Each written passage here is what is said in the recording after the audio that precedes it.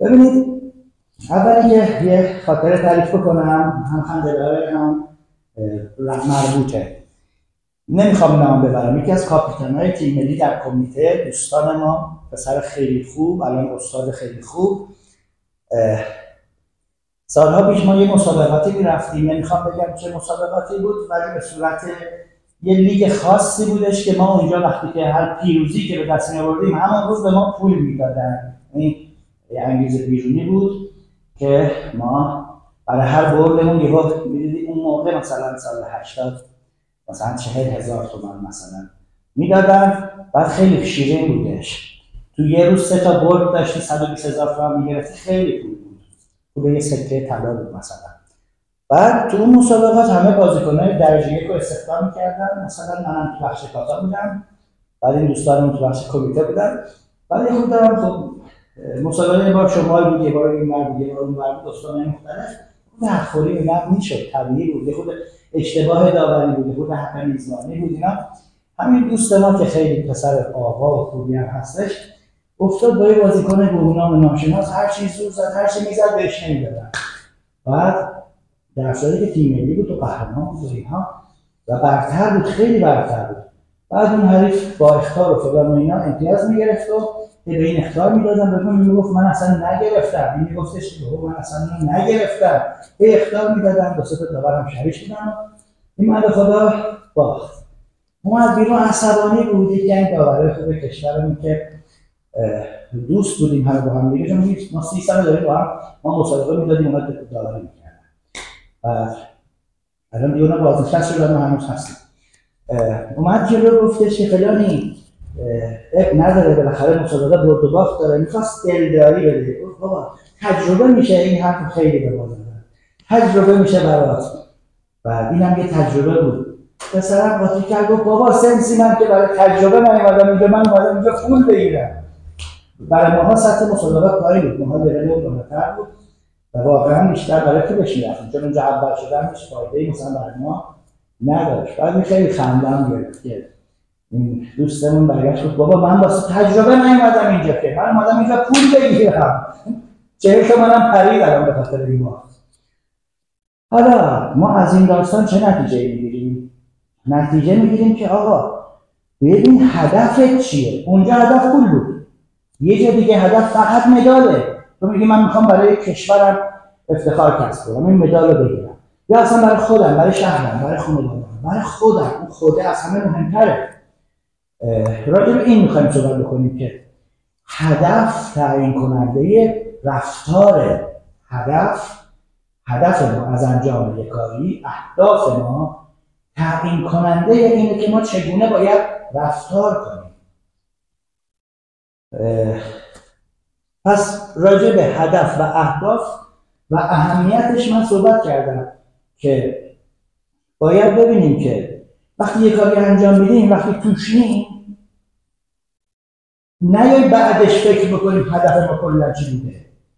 قبلش باید فکر کنیم که هدف ما چی هست، اینو تبیین کنیم، بنویسیم مشخص. بعد در اون راستا زحمت بکشیم که به بیراهه نریم، جاده خاکی نزنیم، به خاطر سلامتی بریم باشگاه، بعد به خاطر لجبازی با یه نفر که تو اون باشگاه هستش یا با یکی اونجا هستش مریض فلانه بریم محتاج چی مثلا. این چی میگم؟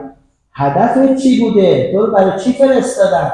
تو رو فرستادن بریم ماسک بخریم، میای بعد میری مثلا یه مغازه‌ای می‌بینی اون جذب اون لباسای اونجا میشی، بعد برمیگردی خود ماسک هم یادت میره بخری.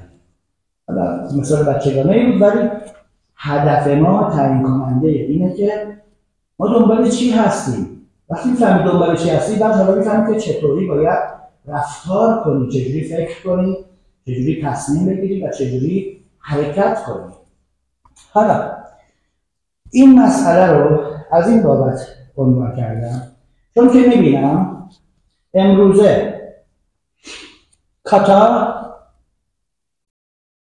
بهش نگاه درستی نمیشه. حتی اونایی که حرفه‌ای دارن کاتا کار میکنن خیلی با تنگ نظری، با نگاه تنگ کوچیکی، انگار یه فیلو فقط پاشو ببینی، خب نمیفهمی اون چیه، یا فقط گوششو ببینی نمیفهمی اون چی هستش، یا فقط دمشو ببینی کاتا یه مقوله بزرگیه، شما باید نگاه بازی بهش داشته باشید و از همه مواهبی که اون داره، موهبت‌هایی که داره استفاده بکنید. قهرمانی و مدال فقط یکیشه، میتونید بگید مثلا دمشه یا دماغشه.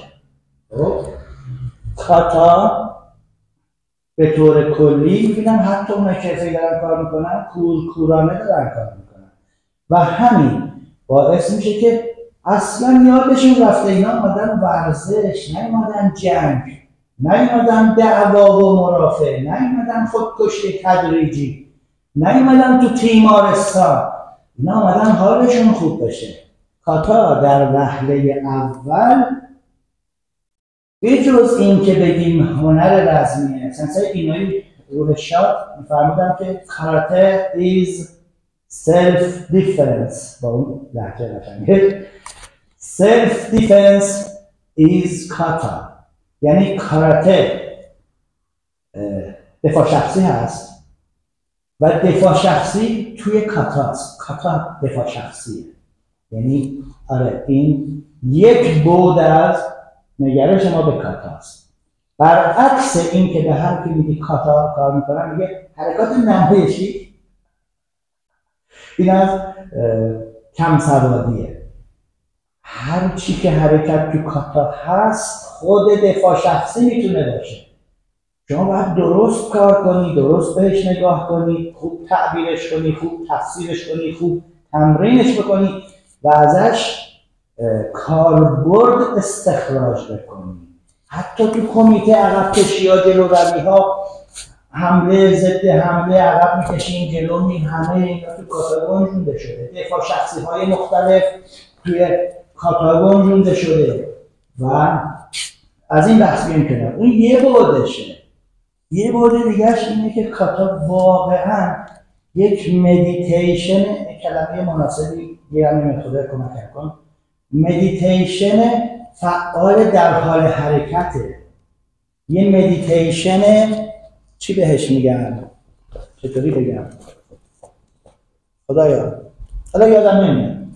کاتا یک مدیتیشن در حال حرکت بهش میگن. درست؟ جنبشی مدیتیشن به شما توضیح بدم.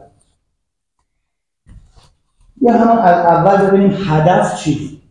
هدف یه زندگی خوبه، هدف بهره وریه، هدف کارآمدیه، افیشنسیه. من بتونم تو نیم ساعت خوب درس بخونم، یا تو نیم ساعت درست خونه رو تمیز کنم، یا تو نیم ساعت این وظایفمو به نحو احسن انجام بدم. این بهره وری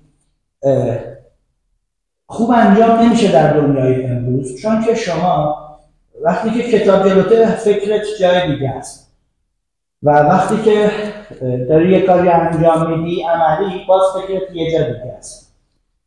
این فکر وقتی که اونجا نیست دچار حادثه میشی، آسیب میبینی، خراب میکنی، فول میکنی. من یه بار یکی از شاگردان در حال دویدن، اعصابش خوب بود، داشت گرم میکرد، اینجوری میدویدن اینجا تا اونجا، بعد با من هم صحبت میکرد، اعصابش هم خوب بود، از یه جای خدا شد دیدی این ساق پاش گرفت، نشستش زمین، میگم نشست افتاد زمین، پاشو گرفت. بعد اون حالت حمله عصبیه، حالت سکته است، یهو عصب میزنه، کلی چی میگن کلسیوم اونجا فرآیند شیمیایی صورت میگیره تو عضله و حالت سکته، سفتی سفت به دست میده و تو سکته قلبی هم به همچین اتفاقی میفته و هی سفت میشه. و تنها چاره نداره، چارهش اینه که اون رو ردش کنی، آرامشت رو حفظ کنی، نترسی. جلوی من کسی سکته کرده، باهاش آرامش داشته، بهش آرامش دادم، باهاش خوب برخورد کردم، سکته ها رو رد کرده و بعدش هیچی نمیشه، هیچ دکتر هم بیاد هیچ کاری نمیتونه بکنه، فقط باید نترسه. ببین حتی زبونش سر میشه، نمیتونه حرف بزنه، دستاش سفت میشه، قلبش، ضربانش، رگاش، همه چیش سفت میشه، خوش میشه و اگه به ترسه بدتر میشه، استرس و اینا بدتر میشه. نه باید بترسه، باید بپذیره، آروم این مرحله رو طی کنه. بگذارید داشتم میگفتم که بازیکن من چون اعصابش خوب بود، داشت میدوید، هاش گرفت و افتاد زمین و گریه و یه 10 دقیقه چند دقیقه طول کشید تا خندش گرفته بود که چقدر این اعصاب به آدم فشار میاره. پس به طور کلی ما تو دنیای امروز خیلی به مدیتیشن احتیاج داریم. مدیتیشن چیه؟ مدیتیشن یعنی این همه فکر استراب، استرس آینده، گذشته، اینا همه چی که این تو ذهنت هست باهاش درگیری رو بتونی رها کنی. این گوشی موبایل که هنگ میکنه، مغزم داغ میکنه، هنگ میکنه، بهش فشار میاد، بعد تصمیمات غلط میگیره. این گوشی خودش واسه خودش این کامپیوتر ویروسی میشه، اینم به هم میریزه، داغ میکنه و خوب فکر نمیکنه، یهو همه چی از دستش میریزه. من از راپله داشتم میومدم، حالا به خاطر اینکه پای دستم چند تا چیز دستم بود، گوشی افتاد زمینا، یهو بعد نگاه کردم آره خب من نباید با این دستم 3 تا وسیله رو بردارم و همین میشه. مغزم وقتی زیاد بهش فشار بیاد اینطوری میشه. ما باید چیکار بکنیم؟ مدیتیشن بکنیم. مدیتیشن چی هست؟ مدیتیشن یعنی همه این چیزی که الان داری بهش فکر می‌کنی و دغدغه داری و استرسش داری که چیکار بکنم، چیکار نکنم، این کار بکنم، اون کار بکنم، رها کنی. چجوری رها کنی؟ همین که تو خودتو مشغول یه کار خاصی بکنی، مثلا موزیک میشه مدیتیشن، رقص مدیتیشنه، پیاده روی مدیتیشنه، تصاویر خوب، دریا، آبشار مدیتیشنه، چون تو داری به یه چیزی نگاه میکنی که قبلا بهش فکر نمی‌کردی، دیگه به اون یکی‌ها فکر نمی‌کنی. مدیتیشن یا همون زن در ورزش‌های رزمی که قبلا راجعش توضیح دادم، راجع به دارماته یا بودیکارما و اینها، لازمه زندگی امروزه.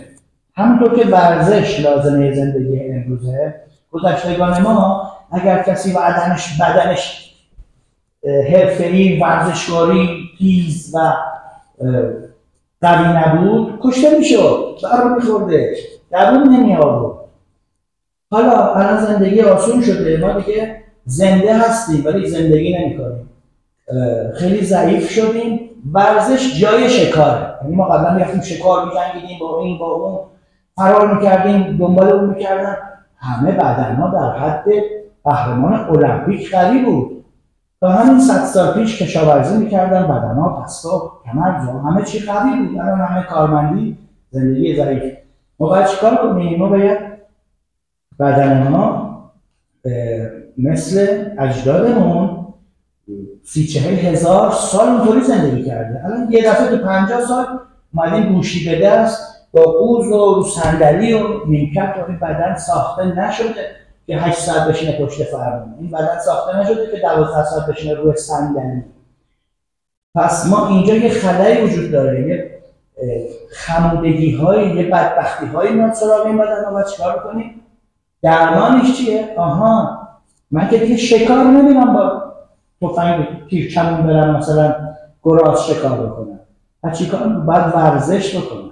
چیکار میکنم؟ ورزش میکنم. ورزش میشه به جای شکار، به جای اون زندگی که مجبور بودیم اونجوری زندگی بکنیم، شکار بریم، فرار بکنیم، الان آگاهانه باید همون کارها رو بکنیم. و مدیتیشن هم چون قدیم این مغز ما کلا روزی 2 نفر رو میدید، پروسس یعنی پردازشش کم بود. عشق میکردیم، یه دونه نامه واسه ما میومد، ماهی یه بار یه دونه پاکت نامه میومد. من یادمه از شهرستان باز میکردیم دور هم 4 نفر، یکی میخوند، 5 نفر گوش میکردیم، کیف میکردیم و جواب میدادیم. چقدر ذوق میکردیم. الان روزی انقدر پیامیات آدم حالش به هم میخوره. این ور تلگرام، این ور واتساپ، این ور کوف، زهرمار، چی میگن، اینستاگرام، این ور پیامک معمولی. یهو میبینی یه عید میشه 600 تا پیغام میاد، 600 تا از این ور، 600 تا از اون ور.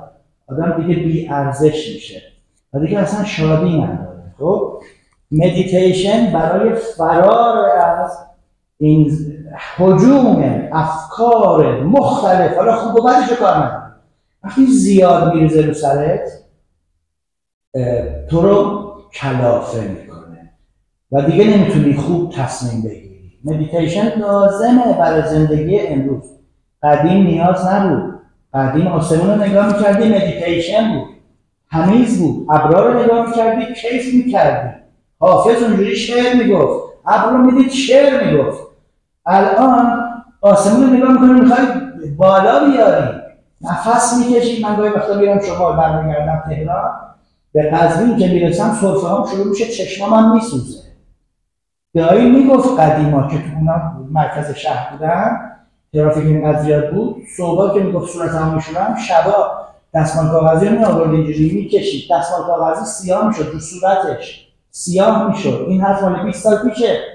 الان ببینید چقدر سم داره وارد بدن ما میشه، چقدر اعصاب ما خورده، چقدر من باید از اینجا تا سر کوچه میخوام برم تو محیط‌های شلوغ باید حواسم باشه به این نخورم، اون گوشیمو نزنه، پای اینو دقت نکنم، اون جیبمو نزنه. اینها همش برای که من بتونم خوب و درست زندگی بکنم نیاز به مدیتیشن دارم. و مدیتیشن گفتن انواع مختلف داره، رقص، موسیقی، حتی تئاتر میتونه مدیتیشن باشه، بازی میتونه مدیتیشن باشه. همین که تو در گلیاهوش بازی بکنی حواست پرت میشه. من شب مسابقه شاگردان استرس داشت تو جهانی، روزم بیا بازی کنیم، نمیگفتم بیا تمرین بکنیم، چون اون انقدر این فکر اینو ضعیف کرده. الان این یه دونه آدم ناتوان جسمی اینطوری فردا میخواد بره تو تاتمی واسه من، تحت فشار زیاد. فکر کن به یکی بگن آقا 4 صبح میخوای اعدامت کنیم، ببینون قبل اعدام چند بار میمیره. فشار خیلی زیاده، تو نمیبینیش ولی وجود داره. و من به بازیکنم میگفتم شب مسابقه میگفتم بیا بازی بکنیم، بیا گلیاهوش بازی بکنیم، بیا هر ورقی هر چی که شد بازی بکنیم، به عنوان اینکه ذهنت مدیتیشنه، ذهنت از اون دور بشه. یادم یه بار یکی از اساتید دکتر نیکو خسرت، دوست خیلی خوبم، اومدش و به شاگرد من، خب ایشون تجربهش زیاد بود، به شاگرد من گفت فرید دست از سر خدا، گفت فرید دست از سر خدا بردار، خودمون ایما دوست ندارم، فرید دست از سر خدا بردار. منظورش این بود که بابا تو انقدر داری دعا میکنی، انقدر داری به مسابقات فردا فکر میکنی، داری خودتو خراب میکنی، داری خودتو خسته میکنی. و واقعیت از اون ور برات مهمه، از این ور میبینی که هرچی بهش بچسبی بدتره، باید رهاش کنی بهتر به دستش میاری. این برعکسه، بعضی چیزا تو این دنیا تناقض داره، هرچی دنبالش بری، هرچی بخوای مواظبش باشی هیچیش نشه، خودت بهش آسیب میزنی. اینا خیلی مهمه.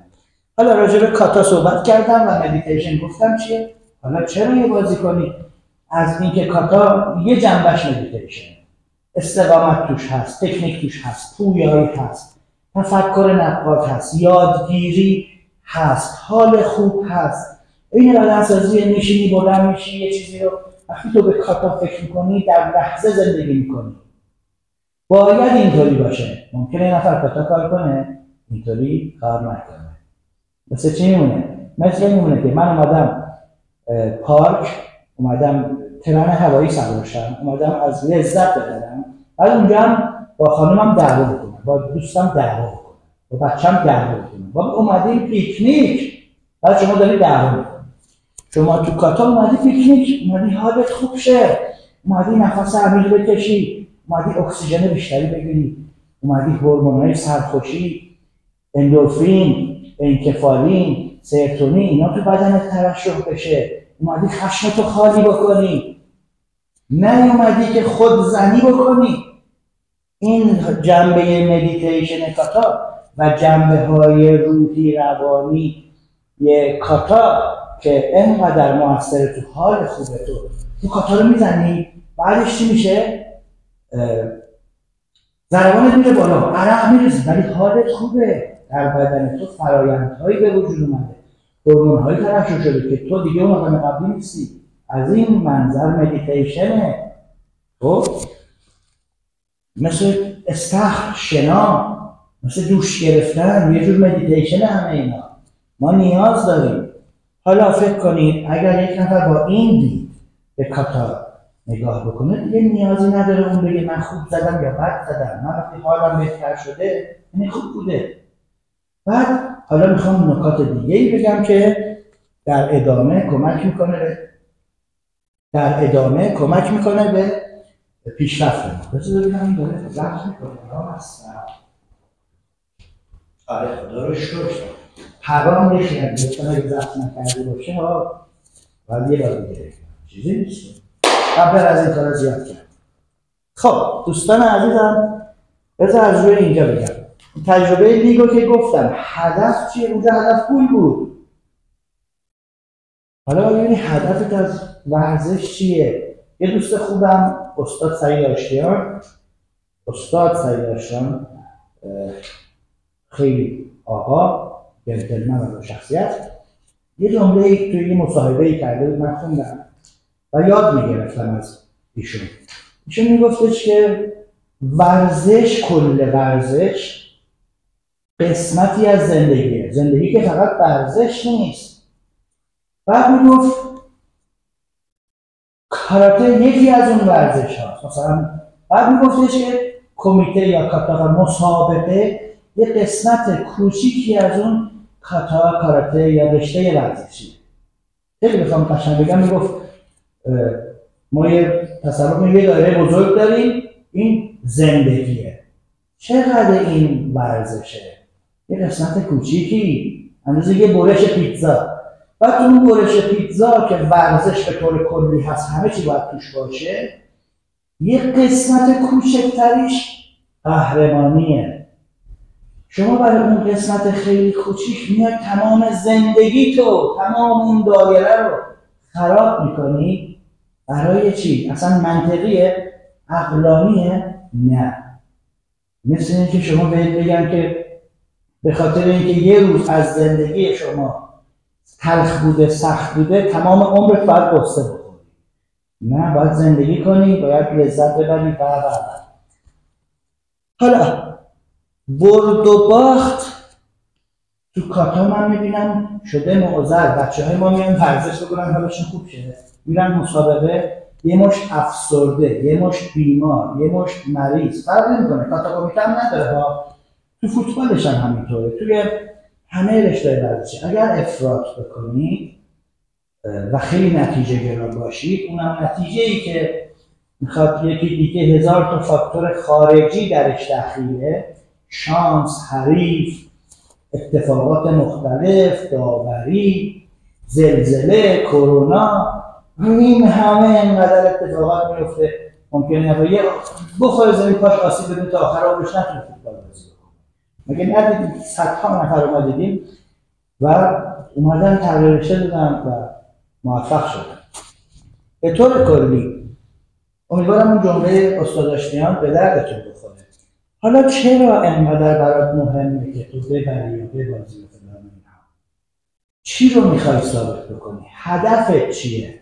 اونو ببین، هدفتو مشخص کن، بعد بیا برای اون شاید راهکار خیلی ساده تری باشه. شما مشکل اعتماد به نفسه، یعنی به نظر من از نظر منطقی یکی از مهمترین چیزایی که انسان تو زندگی بهش نیاز داره به خصوص جوانان، نوجوانان، هم اعتماد به نفسه. همه میخوان خودشونو ثابت بکنن، هم به خودشون هم به دیگران. ولی عزیز من حتما شما باید قهرمان جهان بشی تا خودتو به دیگران ثابت کنی، تا خودتو به خودت ثابت کنی. یعنی هر کی قهرمان جهان نشد، هر کی تیم ملی نشد بدبخته. خیلی ها توی رشته میرن و میبینن که پیشرفت کردن، میبینن که اوکی، چون کار نیکو کردن است، پر کردن است. مشخصه یه نفر اگه زندگیشو بذاره توی یه رشته‌ای، مثلا بره گیتار یاد بگیره، بعد 40 سال گیتار زدن میشه یکی از بهترین گیتارزن‌های دنیا. خب این آیا حتما باید بری 40 سال اون کارو بکنی تا به تو ثابت بشه؟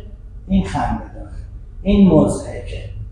شما اگه مشکل اعتماد به نفس داری، اعتماد به نفستو میتونی توی باشگاهتون وقتی شدی بهترین ورزشکار یا جزو خوبا باشی به دست بیاری. لزوما شاگرد اول شدن خوبه، ولی لزوما شاگرد اول نشدن بد نیست. یعنی شما اگه شاگرد سوم باشی خوبه. این بیماری که الان بین جوانای مملکت افتاده، دانش آموزا 19 میگیره گریه میکنه، 19.75 میگیره گریه میکنه، شب نمیخوابه، موهاشو میکنه. این بیماری ها چیه در شما ها به وجود اومده؟ شما اگه مشکلت اعتماد به نفس اینطوری میره بالا که شما بدون بارفیکس نمیتونی برید. 2 هفته تمرین میکنی، یه بارفیکس میدی، اعتماد به نفست هم میره بالا، بعد خوشحال باشی. حالا حتما باید شما 2000 تا بارفیکس بدی، رکورد گینس رو بشکنید تا بفهمی اعتماد به نفس داری. انقدر شما حقیری، انقدر عقده‌ای هستی. شما توی این زمینه تلاش میکنی، با حال خوب اون کار انجام میدی. اگه به عنوان مدیتیشن به کارتا نگاه بکنی، به عنوان قسمت کوچکی از ورزش و به ورزش به عنوان قسمتی کوچک از زندگیت، اینطوری خیلی راحت تر با مشکلات کنار میاد و چه بسا بهتر نتیجه بگیری. اگه همش دنبال این باشی که فکر کنید اگه قهرمان جهان نشم یا تیم ملی نشم من آدم بسیار ضعیفی هستم، آدم بدبختی ام، متاسفانه میتونم بگم شما دچار یک بیماری روانی هستی.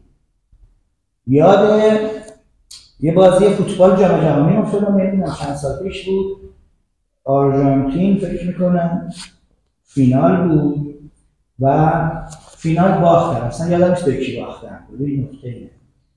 بعد مسی ناراحت شده بود تو اون تیم آرژانتین، خیلی ناراحت شده بود و بعد خیلی شاکی بود. یه معلم سیاه‌پوستی یادم نامه نوشته بود به مسی. اینا دوم جهان شده بودن ولی چون اول جهان نشده بودن، کشور تو غم بود، کل کشور تو غم و ماتم بود. اون معلم به مسی نامه نوشته بود که معروف شد، توش نوشته بودش که آقای مسی شما قهرمان بزرگی هستی، ولی من خیلی کارتون این رفتارتون زشت بوده، این ناراحتی ها چیه؟ من چطوری به یه بچه شاگردم تو دبستان بفهمونم دوم جهان شدی باید ناراحت بشی؟ این حرف سنگین بود، چقدر معنی توشه. طرف دوم جهان شده یا یه بدبختی رو اون بنده خدا اون روبرتو باجیو فینال مسابقات جام جهانی بود، آخرین پنالتی رو بنده خدا زد، اومد زیر تاق بزنه، خورد به تیرک برگشت. در و دیوار همه جا نوشتن روبرتو باجیو، به اشتباه نگم اسمشو، ایستاده مرد، همینجوری وایساد خورد تو خورد. چرا باید اینطوری باشه؟ رفتی فینال جام جهانی، دوم جهان شدی.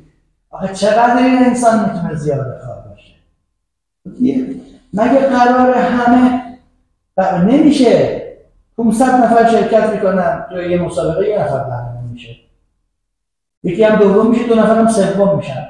حالا اونی که 5م شده تا اونی که 500م شده همه برن خودکشی کنن؟ نه عزیز من، طرز فکرتو درست کن. چون پیشرفت نمیکنی، چون زندگی نمیکنی، چون این همه موفقیت داشتی. من آدمایی میشناسم که سوم مسابقات توابع استان کوچولوی کشور میشن، همه جا پوز میدن، عشق میکنن، زندگی میکنن، حالشون خوبه و اعتماد به نفس به دست میارن.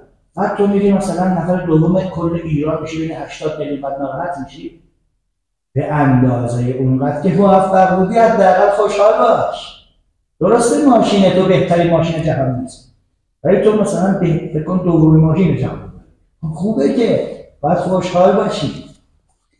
پس این هدف رفتار ما رو تعیین میکنه. ورزش یه روشه، حالا ابعاد مختلفی داره ولی یک بعدش حال خوبه. بیچاره اون قهرمان، اون سلبریتی، اون فوتبالیست، اون کاراتکا که قهرمان جهان شده اومده حالا داره دهن به دهن میکنه، دعوا میکنه با اون یکی ها، اونا میگن شانسی بودی، میگه نه واقعی بود. ما یادم ما 5م جهان شده بودیم، یه وقت 5م جهان مگه بده؟ من ناراحت بودیم. بعد اومد یکی میگفت شانسی، یکی میگفت فلان و سالها طول کشید هنوز نتونستن اون مدال رو تکرارش بکنن. بعد ما دومی جهان داشتیم، اولین مدال رو داشتیم، همونا بسته کافیه. حالا من گیر بدم نه من باید 13 تا مدال جهانی داشته باشم؟ نه آقا، میخوام چیکار؟ مگه من اومدم قهرمان جهان بشم 13 بار؟ بقیه آدم نیستم، بقیه دل ندارن. این البته با غرور این حرف رو نمیزنم، با آگاهی این حرف رو میزنم. یعنی شما یه بار میری پایان خدمت میگیری، دوباره میری خدمت میکنی که پایان خدمت بگیری. یه دیگه میگم غضنفر بنده خدا از فامیلای ما میره خدمتش که تمام میشه یک کارت پایان خدمت بهش میدن. میگه همین؟ میگه آره دیگه بچه میخوام. میگه از این 8 تا خونه دارم. میرفته فکر میکرده چیز جدیدی بهش میدن. حالا بحث ما هم همینه. شما چقدر میخوای بری قهرمان بشی؟ 13 بار میخوای بری قهرمان جهان بشی. من خورده نمیگیرم، ولی بگم به نظر من این روش درست نیست. تو اومدی زندگی بکنی، تو همه ابعاد زندگی بکنی و اینو بدون انرژی تو محدوده. تو این انرژیت محدوده، مثل برق رو قطع میکنن، محدوده دیگه. مجبورن از این ور قطع کنن بدن به این ور، از این ور قطع کنن بدن به این ور، این شهر رو قطع کنن بدن به اون شهر. مثل آب انرژی دیگه، مثل برق انرژی دیگه. انرژی تو هم مغزت، روزت، شبانه روزت، ثانیه‌هات محدوده. به خواب احتیاج داری، به استراحت احتیاج داری. این رو دقت بکن که انرژی تو محدوده و تو باید تو همه ابعاد زندگی بکنی و تو همه ابعاد لذت ببری، نه فقط توی یک مسیر. اوکی؟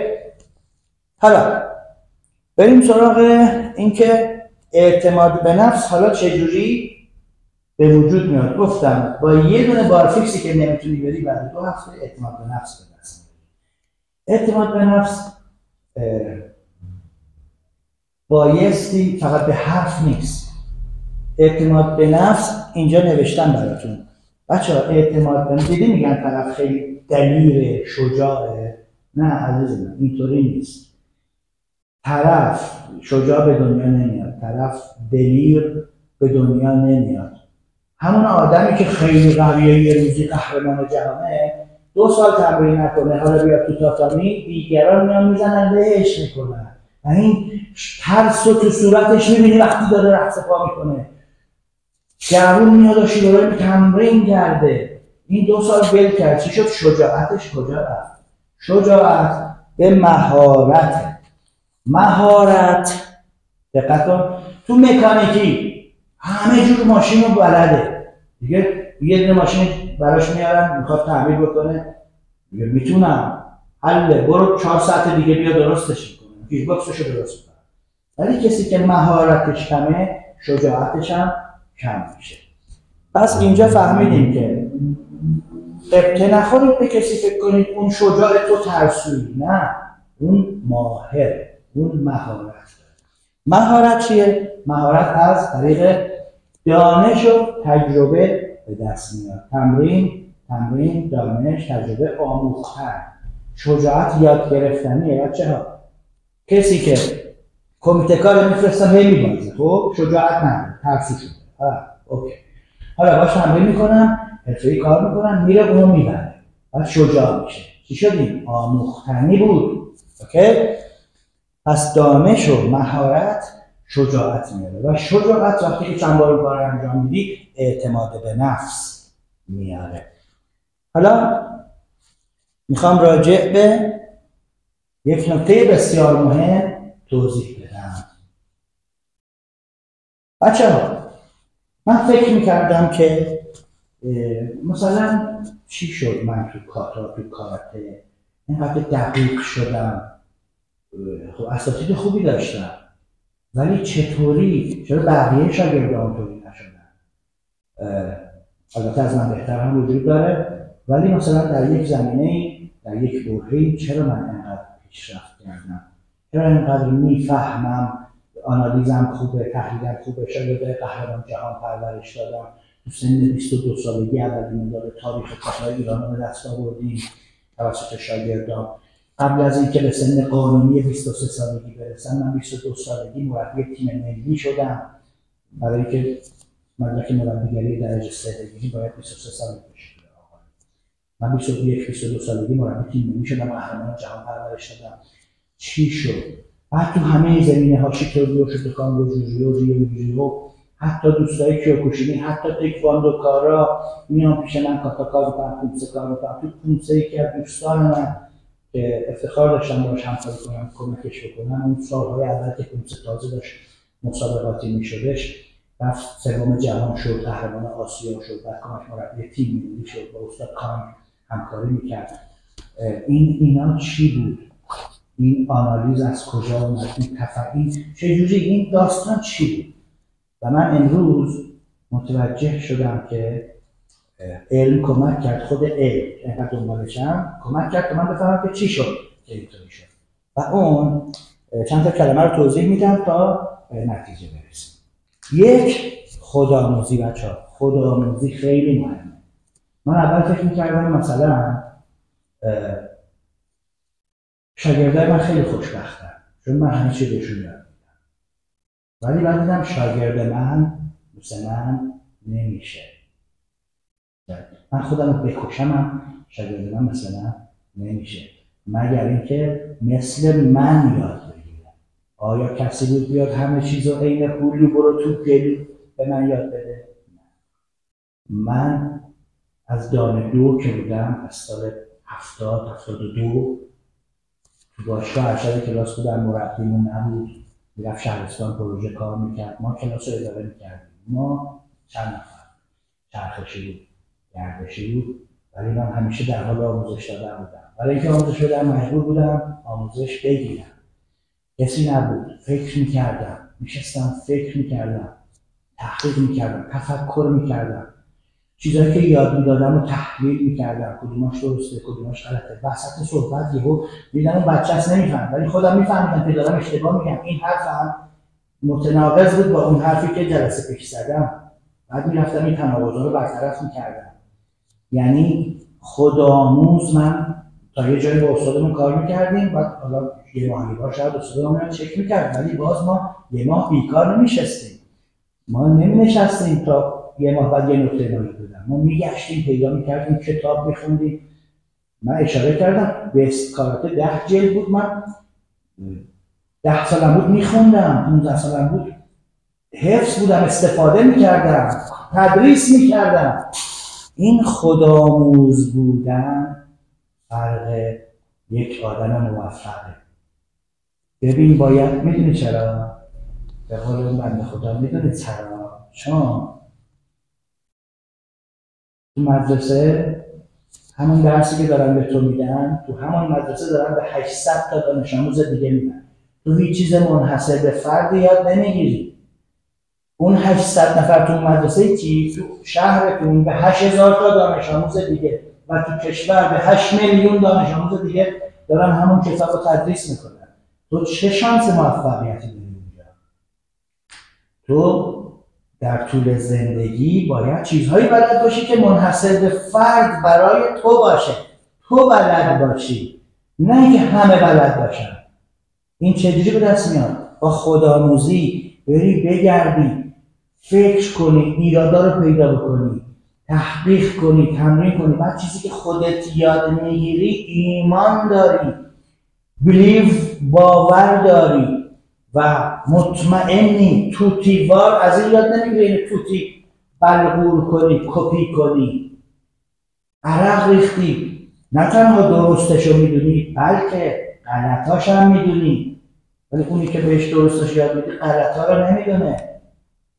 یه مثال میزدم قدیم، میگفتم مثلا میگن ادیسون، حالا میگن تسلا بوده، مثلا لامپ اختراع کرد. فرض مثال ادیسون یک راه بلد بود که لامپ اختراع کرد، ولی ادیسون یا تسلا 999 راه غلط رو هم میدونست. حالا تو میخوای از اول شروع کنی، ممکنه 999 بار تلاش کنی و به نتیجه نرسی.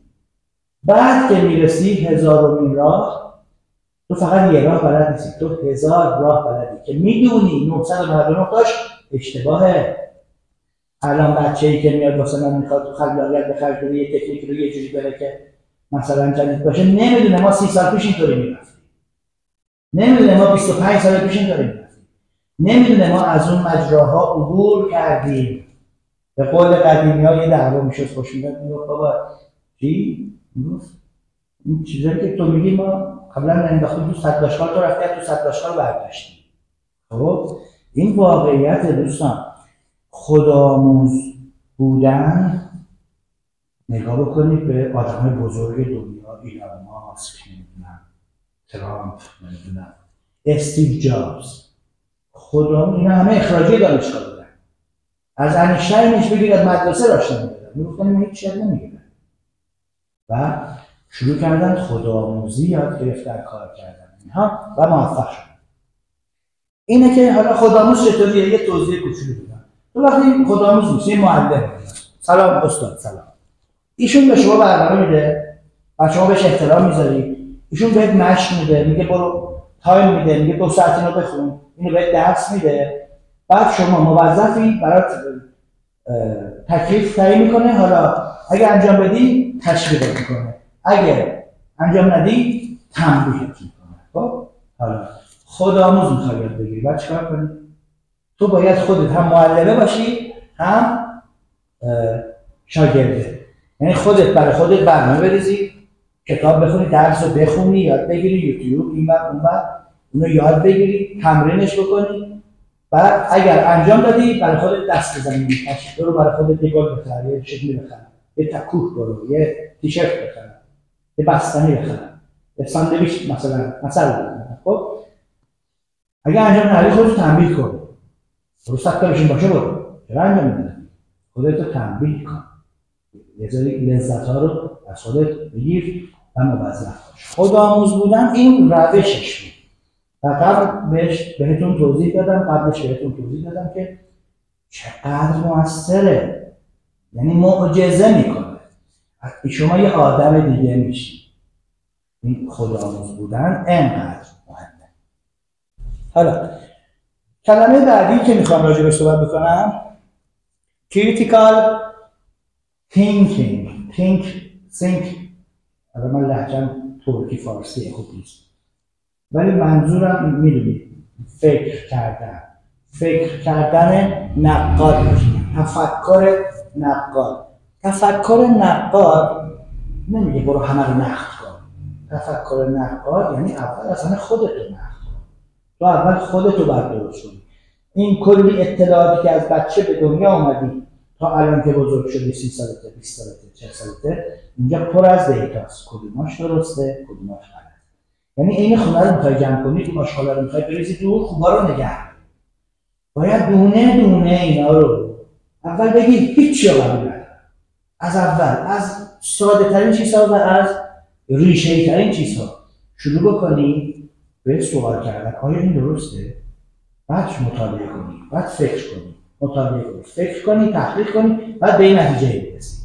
این نتیجه میشه اندیشه تو و تو یک سنگ محکی داری. این طلا رو میخواد چه بگم، سنگ محک میمالن بهش و میگن طلا هست.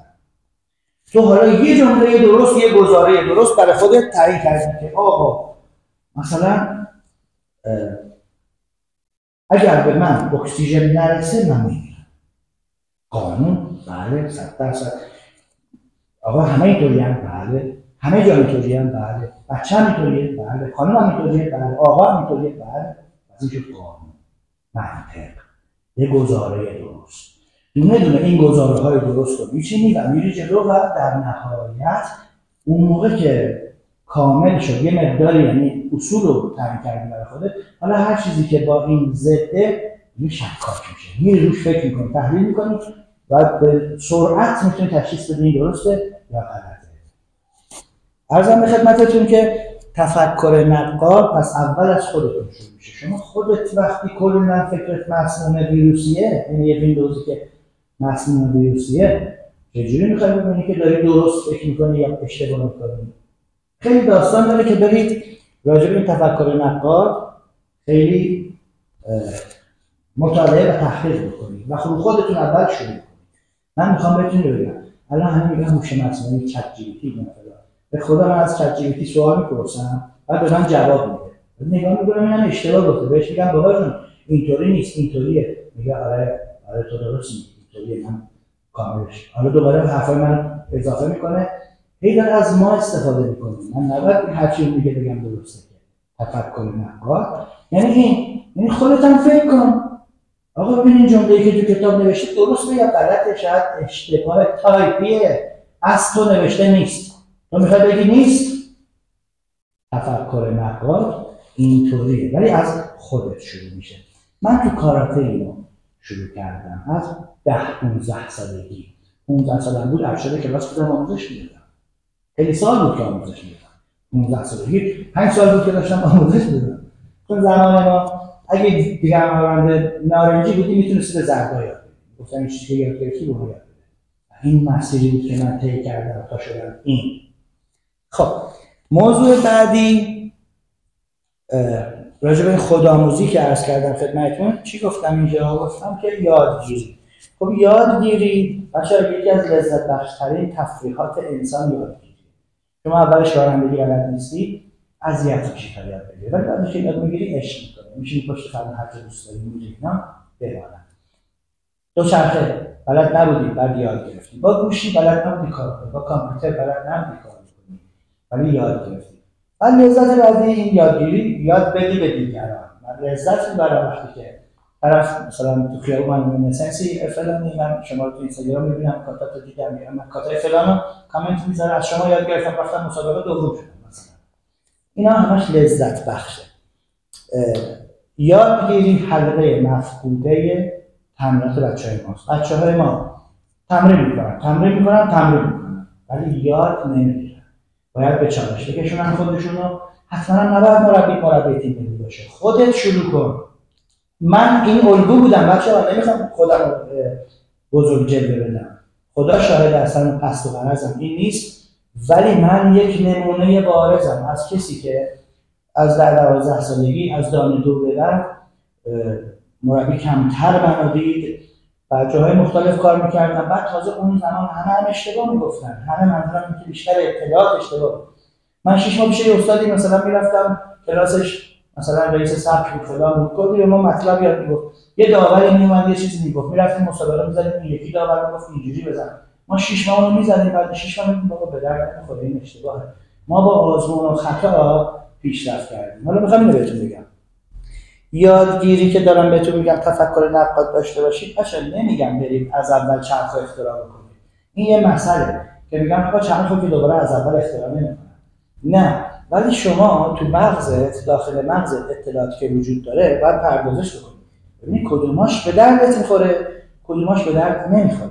کدوماش درسته، کدوماش غلطه.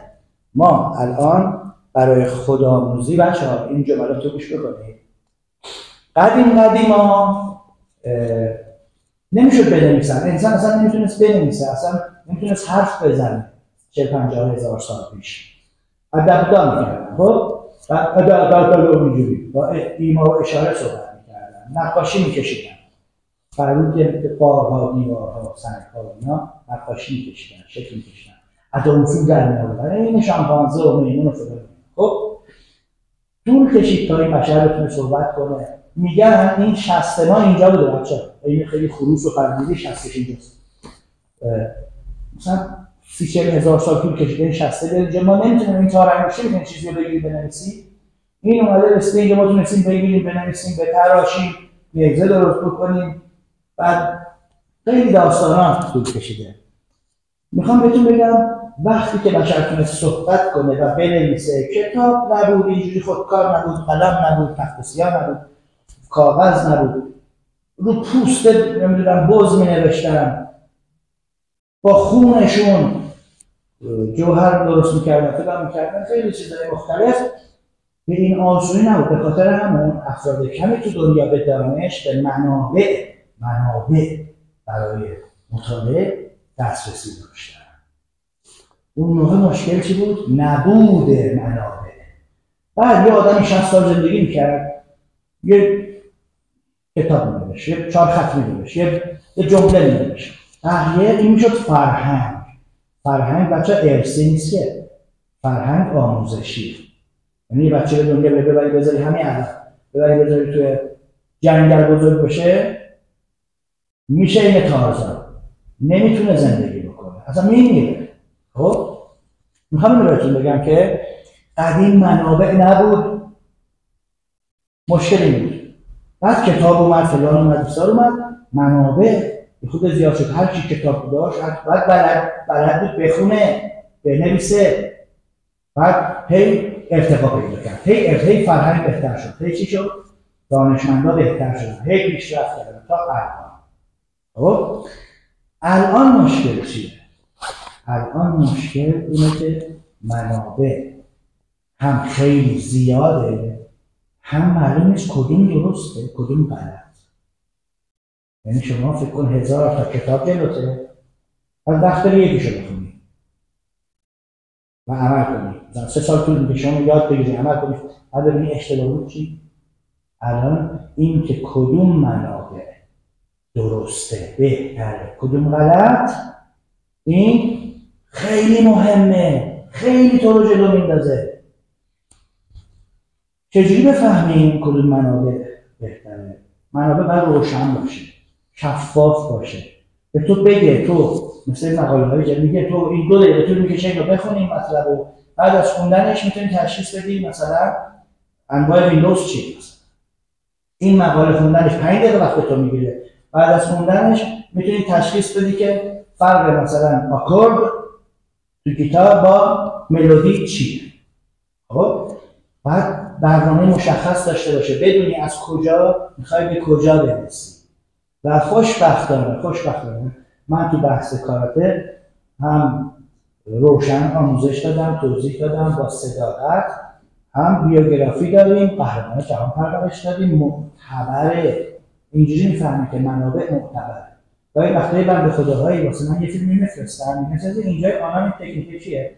بعد میبینم اون بنده خدایی که اون فیلم چون خارجیه میری از اون کپی میکنی، بعد طرف خودش دست چپ و راستشو نمیشناسه. اون یعنی میاد اگه من ازش امتحان بگیرم کاربند سبز ردش میکنن، اینقدر ضعیفه.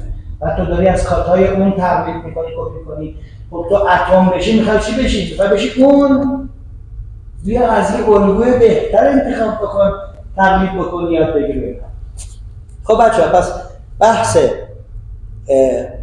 یادگیری رو بهتون گفتم که قرار نیستش که چرخو از دوباره اختراع بکنیم، ولی با تفکر نقاد میتونیم چیزهایی که یاد میگیریم رو بررسی بکنیم، ببینیم که داره درست یاد میده یا نه. ممکنه لابلای 10 تا حرف درستش یه دونش غلط باشه. تو هم میخوای غلط یاد بگیری و غلط یاد بدی به نسل بعدی، ایراداشو بگی و خروجیش کن، بهترش کن.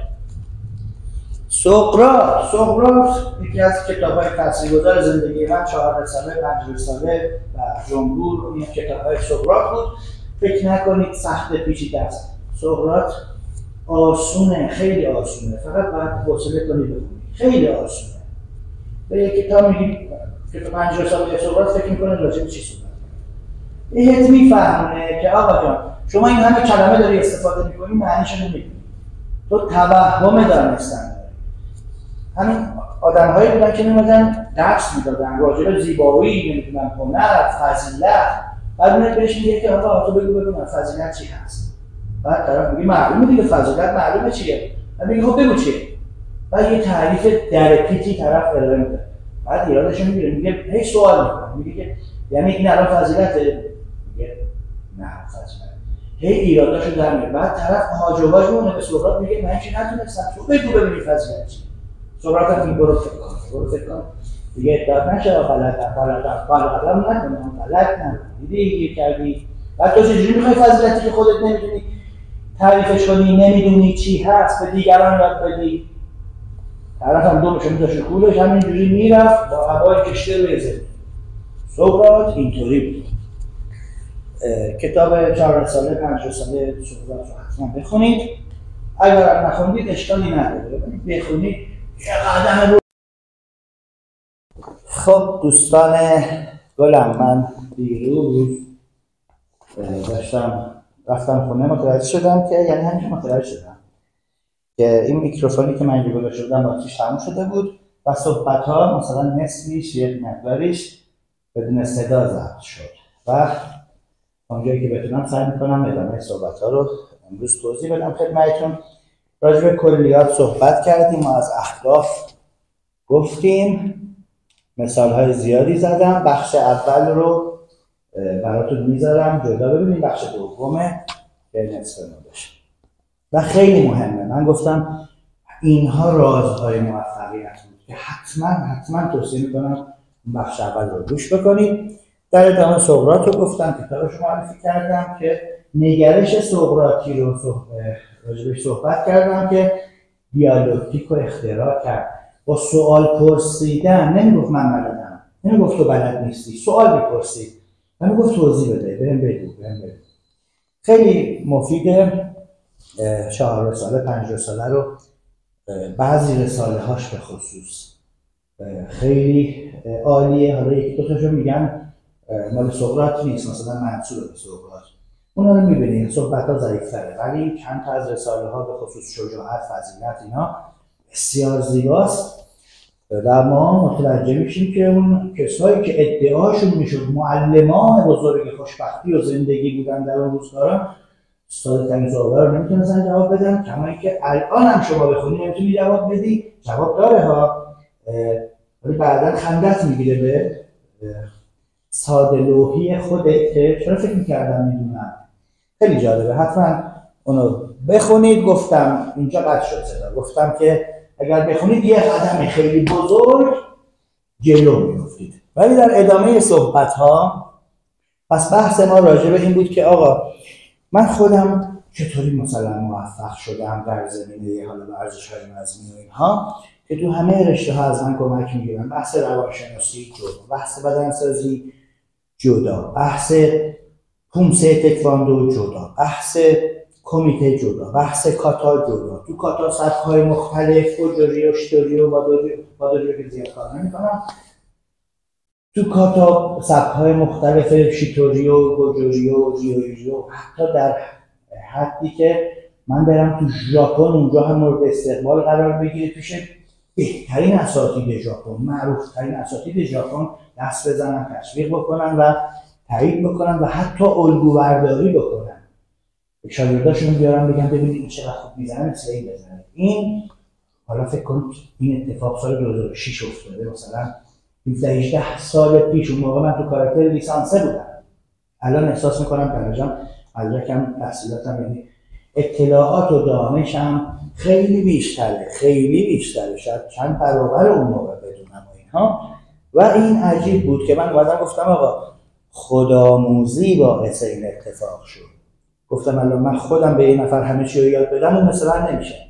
خودآموزی یعنی اون چیزهایی که شما تو تنهایی یاد میگیری و اشتباه میکنی، اونها تو رو باعث پیشرفتت میشه. تو یه آدم دیگه میشی، کشف میکنی، کاشف میشی. اینجوری توتیوار فقط حفظ میکنی و توتی که نمیفهمه. تو میگی سلام سلام، اونم میگه سلام سلام، خب معنیش که نمیفهمی. حالا بعد تفکر نقاد رو توضیح دادم خدمتتون. در ادامه گفتم یه مثال براتون بزنم، مثلا ببینید چقدر جالبه. فرض مثال یه دستگاه‌های اومد چند سال پیش تو کانال‌های محاوره مختلف اومد اینور اونور تبلیغ می‌کردن که لاغری موضعی، اینو می‌ذاری اینجا اینجوری می‌کنه ویبره. حتی رو ترد میگه یه کمربند می‌بستی اینجوری مثلا نیم ساعت طرف می‌دید خوابیده نشسته اش می‌کرد، فکر می‌کرد که داره اورانیوم غنی می‌کنه. یه چیزی وصل می‌کرد به خودش، شکمبندی کمربند چیزی اون می‌رفت. بعد میگفت کدیوم داره موضعی آب میشه. خیلی این کارهای غیر علمی، غیر منطقی میکردم و معروف موت. هنوز فکر کنم بعضی جاها دارن استفاده میکنن. من راجع به این فکر میکردم که این درسته غلطه. بعد از دانشم، از داشته‌هام استفاده کردم. تفکر نقاد. من یادم افتاد که ما اتوبوس سوار میشدیم میرفتیم شهرستانی، 7-8 ساعت تو راه بودیم. اولا که همین که سوار اتوبوس میشدیم دیدید بچه‌ها آقا بزن کنار دستشویی دارن. پس چی میشد؟ این ویبره‌ای که تو اتوبوس وجود داشت باعث میشد اینا دستشوییشون بگیره. بچه میگه آقا نگهدار، آقا نگهدار، هر نیم ساعت آقا نگهدار. خود به خود خودتون هم امتحان کنید. سفر اصلا سوار ماشین، حالا الان وضعیت ماشینا بهتر شده، قبلا اتوبوس ترخی‌ها بود اینجوری که اینجوری میرفت تا برسه 10 بار بالا می آوردی. این اتوبوسه تو ذهن من بود. بعد میرسیدیم شهرستان، اون یعنی لرزش و ویبره باعث میشه چی بشه؟ آب بدن به سمت پایین بره. حتی جاذبه زمین، شما شب که میخوابی خون تو بدن شما اینجوری پخشه، خب تو سرت و مچپات یکسان پخشه. ولی وقتی سر پا میشی اینطوری میشی در طول روز، حتی باور کنید اینا علمیه، صبح خودتو قد بگیری، شب قد بگیری، قدتو بگیری، متوجه میشی که مثلا صبح 1 سانت 2 سانت بلندتر از شبی. این جاذبه زمین تاثیر میذاره، ما رو خمیده میکنه. حالا بماند پیری و اینا هم تاثیر میذاره و بعد میره پایین. طرف تو جوونیش قدش 180 بوده، بعد تو پیری میاد میشه 150 مثلا 160، خب 170 مثلا 10 سانت میبینی کم میشه. این جاذبه زمین روی خون ما و آب بدن ما هم تاثیر داره. این ویبره هم مضاعف بر اون چیکار میکنه؟ شما زیست ما تو علوم خونده بودیم این سلول توش کلی اندامک های مختلف وجود داره و اینها، ولی کل این یک آبی درونش هستش. ما فقط 8 لیتر تو خون داریم. این خونه 8 لیتر مثلا اگر بیاد بشه 7 لیتر، یعنی 1 لیتر آبش کم شده، غلیظ شده، یا رقیق باشه 8 لیتر کامل باشه. این زیست رو ما یاد گرفته بودیم که آقا این هر سلولی توش یه مقدار آب داره. آب بدنت کم بشه، اون سلولا دونه دونه آبشون کم شده، این یه میوه پلاسیده مچاله شده میشن و عملکرد تو ضعیف میشه. حالا بماند چیزای دیگهش، خب به طور کلی دارم بهتون میگم. حالا در نظر بگیرید ما وقتی که میرسیدیم مثلا کرمانشاه، وقتی ایران میرفتیم کرمانشاه میرسیدیم میدیدیم این صورت ها گود رفته، استخوان زده بیرون. چرا گود رفته؟ ویبره بود. این آبه میری، حتی فشار توی پاها زیاد میشد، پادرد میگرفتی. عرضم به خدمتتون که ما اومدیم همه اینا رو من با هم کنار همدیگه گذاشتم، گفتم بابا اون دستگاه هم که گذاشتیم این ویبره میزنه، این داره میلرزونه آب بدن تو، اون مقدار آبی که درون هر سلول تو وجود داره اینجوری میریزه میره. غروب فردا آب بخوری دوباره چشات برمیگرده، پف میکنه. شب افقی میخوابی، خون میاد میره به همه جات میرسه، بدن پخش میشه. ببینید یه تفکر نقاد اگر آدم داشته باشه چقدر میتونه فریب نخوره. یه 8 میلیارد آدم کی بهش فکر کرده ببینه که آقا این کار میکنه یا نه؟ مکانیسمش چیه؟ متوجه هستین چی میگم؟ تفکر نقاد میتونه به شما کمک بکنه که تشخیص بدین کمتر فریب بخورید، چی درسته چی غلطه. نیوتن تفکر نقاد داشت، سیبه خورد تو کلش، یهو برگشت گفت این سیبه چرا خورد پایین، چرا هوا نرفت؟ بعد دید همه چی اینطوریه، رفت جستجو کرد، قانون جاذبه رو کشف کرد. اینه که این خیلی مهمه. من حالا میخوام جمعش بکنم صحبتو، خدمتتون عرض بکنم که در طول زندگی الان به آدم‌های موفق دنیا اگر نگاه بکنید، استیو جابز و فلان اینا، خیلی اینا کسایی بودن که از دانشگاه اخراج شدن. اینا تفکر نقاد داشتن و یه ویژگی مهم داشتن بچه‌ها. جنرالیست بودن. یه جنرال یعنی عمومی. یعنی شما میری تربیت بدنی بخونید، تربیت بدنی یه رشته جنرال عمومیه. بعد اگر بری فیزیولوژی بخونی یا مثلا تغذیه بخونی، مکانیک بیومکانیکش رو بخونی، بری مهندسی ورزش بخونی، بری روانشناسی ورزشی بخونی، اینا رشته‌های مختلفی که دیگه میره چی میشه؟ حتی فیزیولوژی خودش دوباره چند شاخه میشه. خب اون میشه تخصص. اسپشیالیست میشه. جنرالیست یعنی از همه چی اطلاعاتی داره. شما تو رشته تربیت بدنی مثلا که میری روانشناسی میخونی، تغذیه میخونی، فیزیولوژی میخونی، آناتومی میخونی، رشد و تکامل حرکتی میخونی، همه چی میخونی، از همه چی کمی میخونی، یه دانشی از همه چیز داشته باشی. ولی تو هیچ کدومشون تخصص پیدا نمی‌کنی مگر اینکه بری مقامات بالاتر، لیسانس، چیز فوق لیسانس، دکترا، اونجا تخصصی تر بخونی. حالا من میخوام شما این ویژگی رو تو زندگیتون داشته باشین. آدم‌های موفق دنیا کسی نیست که توی یه حوزه تخصص داره. کسی هست که علاوه بر اینکه توی حوزه تخصص داره تا تهش رفته و بعد به یه دستاوردهایی میرسه. آدمیه که جنرالیست هم هست، یعنی تو رشته‌های مختلف اطلاعاتی داره، بعد اینا رو با هم ارتباطشون رو پیدا میکنه، بین اینا پل میزنه و مثلا ایلان ماسک خودش که نمیاد کد بنویسه که هوش مصنوعی فلان اینا، مدیریت خوبی داره، سرمایه رو میشناسه، پول رو میشناسه، روابط رو میشناسه، مذاکره رو میشناسه، دولت رو میشناسه، آدم‌های موفق رو میشناسه، ساختار اداری رو میشناسه. بعد وقتی از همه اینا یک اطلاعات خوبی داره، میاد آدم‌های خوب رو جمع میکنه، متخصصا رو میگه بیاید واسه من کار کنید. اون متخصصا میشن کارمند کسی که تخصصش از اونا کمتره، ولی وسعت دانشش به معنای کامل جنرالیست بودن، عمومی، از همه بیشتر میدن. همه میدونه هر کسی تو چه جایگاهی بهتر کار میکنه. پس اینو عرض کردم که سعی کنید تو زندگیتون تو این آینده که میخواید موفق باشید جنرالیست باشید، تو همه چی اطلاعات داشته باشید، ولی توی رشته حداقل یادتون تخصصی برید تا تهشو یاد بگیرید. تمام این چیزهای بزرگ دنیا، دانشمندان قدیم بزرگ ایران مثل خیام و زکریا و خواجه نصرالدین طوسی و ابوریحان بیرونی و اینا، همه بهشون میگن همه چیزدار. برید توی ویکی‌پدیا اسمشون نگاه بکنید می‌بینید این حکیم فلان، امام زمان، امام عصر، یعنی اون موقع از همه جلوتر بوده، همه چیزدار، نمیدونم حجت الاسلام، یعنی همه چیز میدونستن، ستاره شناسی، ریاضیات، نمیدونم پزشکی، هندسه، موسیقی و مثلا اختراعات عجیبی هم داشتن تو زمان خودشون.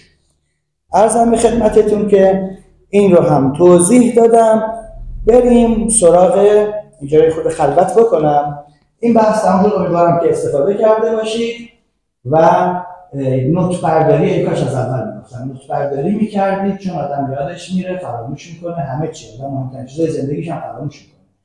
نوت برداری میکردید، یک کاغذ جلوتون میذاشتید و بعدا اینو میدیدید و سعی میکردید دوباره برید سمتش. آخرین چیزی که میخوام امروز بهتون بگم، این در مورد این تیکه رو باید اضافه بکنم به اون صحبت‌های اصلی اول. تیکه کامپیوتر رو جدا می‌کنیم. اینجا بچه‌ها، ما توی هنرهای رزمی، نه تنها هنرهای رزمی، تو موسیقی، تو آشپزی، هنر دیگه، تو سینما، بازیگری، شعر، همه چی یه اصلی داریم تو فرهنگ شرق بهش معتقدن که به نام شو ها ری. این کلمه ژاپنی طور هستش. عرضم به خدمتتون که و معتقده که 3 مرحله 1 2 3 معنیش نیست، دارم میگم 3 مرحله برای هنر قائل میشن. میگن که شما وقتی که وارد میخوای گیتار بزنی، استاد بهت میگه دستتو اینجوری بگیر، پاتو اینجوری بذار، گیتار بذار اینجا، زاویه بدنت اینجوری باشه، این پاتو اونجوری بکن، به این صورت. مرحله تقلیده. یعنی وقتی شما یه استادی رو پیدا کردی که بهش اطمینان داشتی و اینا، دیگه اون میگه این کارو بکن، این کارو بکن، میگه چشم. بلد نبودی مداد بگیری دستت، مداد از اینجا میگرفتی نمیتونستی بنویسی. بعد یاد گرفتی که چجوری بگیری اینا. بهت یاد دادن، تقلید کردی. حتی همه چی رو ما با تقلید یاد گرفتیم. این مرحله تقلید به نظر من مثلا کارمند سفید تا مشکی میاد، مرحله تقلیده، کپیه. فقط کپی میکنه. خیلی وقتا چیزش هم نمیدونه، فلسفه‌شو نمیدونه، یعنی خیلی دلیلشو نمیدونه، برهانشو نمیدونه، یعنی نمیفهم چرا. فقط بهش گفتن که اینجوری لباس روش اینجوری بشین، پاتو اینجوری باشه، دستتو اینجوری کن، گیتار بگیر، چشت باز باشه، صاف باش، تعادل داشته باش، اینجوری قدم برای کن اینا. خب این مرحله شو رو که طی می‌کنیم، اینجا این بچه 5 ساله میمونه، این بچه 10 ساله میمونه، حتی سرش داد میزنن، تنبیهش میکنن، بشین، پاشو، چرا دیر کردی، بدو اینا. یعنی حتی رفتارم باهاش متفاوته. تو مرحله دوم، مرحله ها، اینجا من اسمش رو گذاشتم مهارت، ولی شما میتونی بذاری همون تفکر نقاد. اینجا شما باید نقاد باشی. اینجا باید هم تمرین کنی به مهارت برسی. بعد استاده باید میشه نگاه میکنه میگه اون آهنگ با گیتار هر جوری میزد تو هم داری همونجوری میزنی. بعد میبینه یه جورایی میکنه کم کم دیگه تو هم اوستا داری میشی، دیگه چیزی نداره به تو یاد بده. این مرحله مهارته. شو ها ری. مرحله ها میشه مهارت که من اینجا پیش اگر میخوای تو این مرحله مهارت بهتر از استادت بشی، به مرحله سوم برسی. مرحله سوم ری میشه کریتیویتی، خلاقیت. خب خلاقیت یعنی مثلا برادران رایت هواپیما درست کردن، بعدیا هواپیماهای بهتری درست کردن، شاگردای بهتر داشتن. ابوعلی سینا پزشک بوده ولی پزشکایی که الان هستن بهتر میشن. شما تا وقتی علمت از استادت بیشتر نشه علم پیشرفت نمیکنه. عین یک آب راکت میمونه میگن به درد نمیخوره که. میخوای بیا شاگرد بشی بعد بیا همون چیزایی که از استاد یاد گرفتی به یکی دیگه یاد بدی، خیلی به پیشرفت علم کمک نمیکنه. باعث توسعه نمیشود مگر اینکه شما از استاد بیشتر یاد بگیری. چطوری؟ خب خطاهاشو بگیری، نقدش کنی، بررسی کنی، ببینی اگه اینطوری کنیم بهتره، اونطوری کنیم بهتره. و بچه‌ها شما باید به صورت تفکر نقاد زندگی کنید، بزرگ شده باشید. اگه عادت کرده باشید همه چی رو قبول کنید، هر چی هم گفتم تو سرتون زدم بگید چشم اوست و فقط کپی کنید، هیچ وقت فکر نکنید که آقا جان چرا سنسی ما کلاسمون اونجوری باید اینوری باشه، اون دره بهتره که اونجا باشه. فکر کنی هی بهتر، دکوراسیون بهتر، تکنیک بهتر، کاربرد بهتر، فضای بهتر، موسیقی اضافه بکنی. میدونی چی دارم میگم؟ شما میدوی حوازی تمرین میکنی، ببینی اگه موسیقی گوش کنی بهتر میدوی. خب انجامش بده. عرضم به خدمتت که پس 3 مرحله شوهاری رو معرفی کردم خدمتتون. اگر مرحله مهارتت خیلی زیاد بشه و آدم نقادی باشی، همون critical thinking، تفکر نقاد، پرسشگر، سنجشگر، بسنجی ببینی واقعا اینجوری خوبه، روز امتحان کنم ببینم اینجوری شاید بهتر باشه.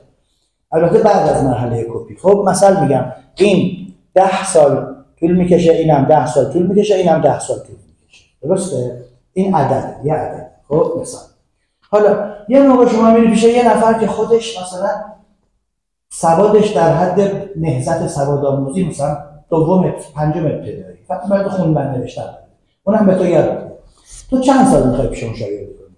تو اگه شوهاری رو طی بکنی ممکنه مثلا توی 6 ماه این بشه، 6 ماه این بشه، 6 ماه این بشه، یه سال چون ماه رزقاتی نشه.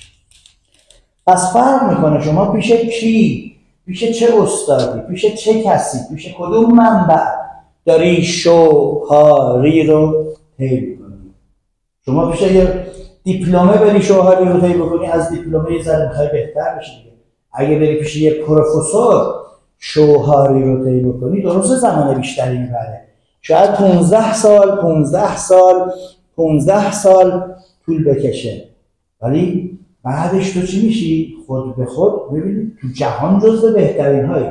ولی اگه پیش مثلا یه کمربند قهوه‌ای یا کسی که دانه هفته ولی کارش مثل کمربند قهوه‌ای، این دانه هم کمربنده که هیچ ملاک سنجش نیستش، واقعی نیستش که. خب اگه شما پیش یه قهوه‌ای شوهر رو طی بکنی، چه 3 سال عزیز من پیشش کار بکنی، چه 30 سال پیشش کار بکنی، باز تو چی هستی؟ تو همون قهوه‌ای هستی، قهوه‌ای مایل به حالا یه ذره سوخته، یه ذره پررنگ‌تر. پس ولی اگر پیش کسی که فکر میکنم مطلب رو بهتون رسوندم، شوهاری هم حتی برای اینکه شما پیشرفت بکنید توش به مرحله ری خلاقیت برسید، نیاز به تفکر نقاد داره. اگه هر چی گفتم تو همون انجام بدی و فکر نکنی، تو به ری نمیرسی. ری میدونی چیه؟ ری از اونجاست که شما میشی صاحب سبک. سبک یعنی فلسفه پیدایش سبک اینه که یه نفر میره پیش بهترین استادای دنیا کار میکنه، یاد میگیره. بهترین استادهای یه کوچه بنبست، نه ها، بهترین استادهای یه دونه چادر 8 نفره نه ها، بهترین استادهای روستای تخسان تپه نه ها، بهترین استادهای کشور حداقل یا استان که بعد کشور بعد آسیا جهان نگاه میکنه، از همه یاد میگیره، ببینه که بابا جان خیلی خوب من شاگردی کردم، سرباز بودم، حالا فرمانده شدم، اول 10 سال 20 سال شاگردی کردم، آموختم، یاد گرفتم، کاربردش رو میدونم، بعد میام حالا 10 سال خلاقیت به خرج میدم، به مرحله ری میرسم، ری خودش میاد، تو نباید زور بزنی، تفکر تو سوال کن، آقا اینا میگن اونجوری کن بهتره یا اینجوری بهتره یا اینجوری بهتره، اینا فرقش چیه؟ آقا دیگه آپشن دیگه وجود نداره، من چیکار کنم بهترش؟ آیا آقا من میخوام مثلا این دفاع رو انجام بدم، اگه خودم باش بشینم قوی‌تر نمیشه؟ حالا برای اینکه بفهمید که این تفکر نقاد چقدر میتونه به ما کمک بکنه، من آخرین صحبتم رو عرض میکنم خدمتتون. چند سال پیش یه برنامه ماهواره‌ای خارجی هم بود، دوبله بود، داشتش نشون میداد قدرت مشت، مثلا این ورزشکار چقدر، قدرت مشت اون ورزشکار چقدر. یک کیسه باکسی آویزون بود، بعد به اون حالا چیزی وصل کرده بودن دستگاه، این که مش میزد مثلا میگفت اون جابجا میشد کیسه باکسه، میگفت مثلا شما معادل مثلا 200 نیوتن نیرو وارد کردی مثلا به این کیسه باکس. اتفاق جالبی افتاد اونجا، یه آقایی که قهرمان بوکس بود آوردن و مش زد به یه مستر من، خب آقا اومد شدش مثلا عدد میدم 250 نیوتن، گفت یه بار دیگه بزن، هر چیز رو زد دیگه از اون بیشتر نشد، رکوردش شد 250. بعد یه خانومی اومد بوکسر بود، اینا خوبم بود، آقا مشت زد به کیسه بوکس، یهو همه تعجب کردن، شد 270 تا مثلا 5 تا 10 تا بیشتر شد، خب 20 تا بیشتر شد. بعد اونجا اونا داشتن علمی بررسی می‌کردن، دانشمند اونجا بودن، همه کاره بودن، خب با دستگاه و مسگاه بودن، ولی نفهمیدن چرا اینطوری شد. این خانومه مشتش آیا از اون قوی‌تر بود؟ نه، مشتش قوی‌تر نبود. یه اتفاقی افتاد که من که آنالیزور هستم میفهمم، اونا مشت رو میبینن، به قول گفتنی تو مو میبینی و ما پیچش مو، تو میگی فه، من میرم فرهزاد. تعریف نیست، دارم یادتون میدم که تفکر نقاد تو همه جا چشم شما رو باز میکنه، شما هوشیار میشی، آگاه میشی، نکته سنج میشی، هر چیزی رو الکی قبول نمیکنی. من اونجا دیدم حرکت های حسش رو دوبار نشون دادیم، مجزد چه فرق داره؟ بهتون میگم اون آقای وایستاد فقط وایستاد، بوکسر هم بود، بهترین بوکسر بود. این خانمه یه یوریاشی هم کرد مجزد، یعنی جرم بدنش، وزنش بگیم یا جرم بدنش که مثلا 70 کیلو بود، 68 کیلو بود، این هم زوکی رو که زد، تکنیک مشت رو که زد وارد شد به کیسه. خب شما اینجا باید بفهمی آقا شرایط یکسان نبود. اون آقا هم اگه یوریاشی میکرد شاید میومد میرسید به 280 تا مثلا. اینو یعنی انقدر پیچیده است که شما باید همه چی رو بسنجی. خیلی رشته پیچیده اون هنرهای وزنی هم انقدر این کلا دنیای علم پیچیده است که یه پروفسوری بود دوستان تعریف میکرد، اون تزی که آخر سر داده بود به عنوانی که ارائه داده بود که من مثلا من دکترا گرفته بود، چی یه مدرکی دوستش گرفته بود، این بود که یه دسته تی این تی که تی میکشن، این سایزش چقدر باشه، قدش، طولش، اینا قطرش چقدر باشه که از نظر ارگونومی میگن چی میگن، بدن باهاش بهتر بتونه کار بکنه، مچ دست درد نگیره، کمر درد نگیره، بهتر تی بکشی. ببین یه تی ساده انقدر از نظر علمی پیچیده است. به خاطر همینه که کمتر کسی میاد کار علمی بکنه. کارهای علمی هم که در قالب مقاله و فلان اینا انجام شده چه تو کشور چه تو دنیا ضعیفه و روی یه تعداد خاصی بوده و به اعتباری هم به چیزش پاسخدهیش نیست، یعنی به صحت و سلامت و نتایجش خیلی اعتبار نداره. این شاید از 100 نفر تست رو گرفتن بیان برن اگر از 500 نفر تست رو بگیرن نتایج عوض میشه. حالا ببینید دیگه مشکلات خیلی دیگه وجود داره، نمیخوام شرح کنم. پس متوجه شدین من بیننده، من موقعی که اینو داشتم نگاه می‌کردم مثلا 18 سالم بود داشتم فیلم رو نگاه می‌کردم، ولی من تو خونه چون رزمی کار کرده و می‌دونستم کمیته چیه، ریاضی چیه، وزن جرم بدن چجوری میتونه کمک بکنه، تکنیک، همه اینا رو امتحان کرده بودم. خیلی راحت برای من روشن بود. اونا که اسمشون دانشمند بود هم اصلا اشاره‌ای به این موضوع نکردن، گفتم این خانم مشکلش کنید. نتیجه گرفتم که پس یه خانم میتونه قلب داره. نه، میشه اون داستانش جداست، ولی این که این یوریاشی کرد، اون وایساد فقط مشت خالی زد، این با هم متفاوته. شما نمیتونید توی یه مقوله بده با هم سنجشش بکنید، اینا جدا جدا باید مورد سنجش قرار گرفت. خیلی خوشحال شدم و تا ویدیوی بعد شما رو به خدای مهربان می‌سپارم.